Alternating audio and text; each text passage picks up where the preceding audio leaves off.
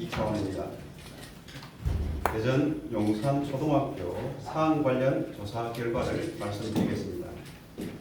대전교육청은 지난 9일 고인이 되신 대전 용산초등학교 교사와 관련하여 의혹을 해소하고 진상을 규명하고자 9월 11일부터 22일까지 3개 부서 총 7명의 진상조사관을 구성하여 고인의 전, 현 근무지 관리자 및 동료 교사를 대상으로 진상조사를 실시하였습니다.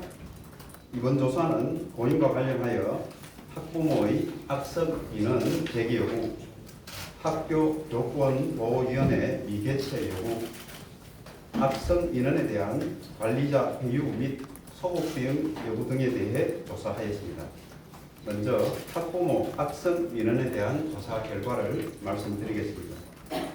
고인에 대해 학부모 2명은 2019년부터 2022년까지 4년 동안 국민신문고 7회, 방문 4회, 전화 3회, 아동학대 및 학폭위 신고 각각 1회 등 총 16차례의 민원을 제기하였습니다.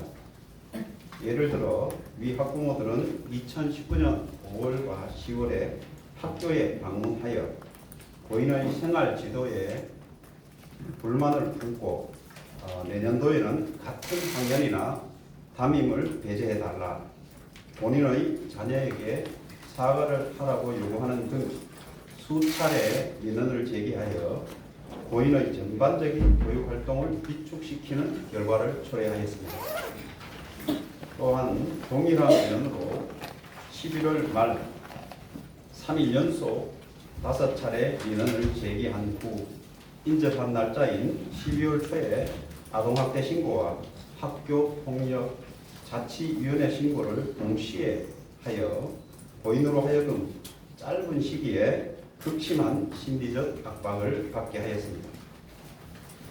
더욱이 2020년 10월 고인의 아동학대 혐의에 대해 검찰이 혐의 없음을 결정했음에도 2021년 4월과 2022년 3월에 각각 아동학대 무혐의 처분에 대해 인정하지 못한다는 이유로 민원을 제기하여 고인에게 트라우마를 일으키는 등 반복적인 민원을 제기하였습니다. 이와 같은 상황에서 고인은 심리적으로 상당한 위축을 받아 정상적인 교육활동을 침해받은 것으로 확인된 바 반복적인 민원 제기와 부적절한 발언을 한 해당 학부모 2명에 대해 수사기관에 공무집행 방해 등의 혐의로 수사 의뢰할 예정입니다. 다음으로 학교 대응의 적정 여부에 대한 조사 결과를 말씀드리겠습니다. 학교 대응의 적정 여부에 대해 관리자 및 동료 교사 등을 통해 조사를 실시하였고, 특히 학교 보호위원회, 교권보호위원회 미개최 의혹에 대한 조사 결과 2019년 11월 말 고인이 2차례에 걸쳐 구두로 학교 교권보호위원회 개최를 요청한 사실이 있으며, 관리자는 고인에게 관련 자료를 제출토록 요구만 하고 고인으로부터 관련 자료 제출이 없자 학교 교권보호위원회를 미개최하였습니다. 또한 지속적으로 악성 민원이 제기되는 상황에서도 2019년 12월부터 2022학년도까지 학교 교권보호위원회를 개최한 사실이 없는 것으로 확인하였습니다.